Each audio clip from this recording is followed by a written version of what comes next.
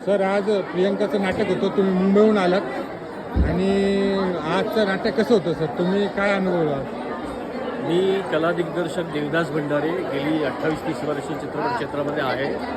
माझ्या नावावरती 20-25 अवॉर्ड्स आहेत आणि आज प्रथमच मी रमाई नाटक पाहताना अक्षरशः डोळ्यासमोर इतिहास उभा राहतो. बाबासाहेब आंबेडकर आणि रमाई यांची दृश्य डोळ्यासमोर उभी राहतात. तिने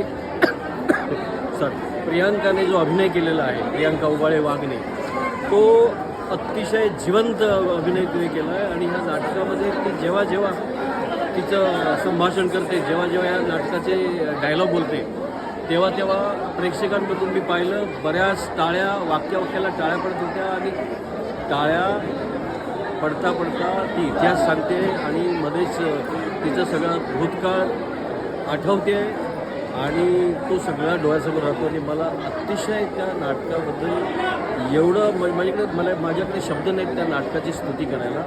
पण हे नाटक सिनेमा व्हावा अशी माझी मनापासून इच्छा आहे आणि त्या सिनेमासाठी मी योगदान न घेता आर्ट डिरेक्शन फ्रीमध्ये करेन, हे माझं वाक्य आहे. थँक्यू.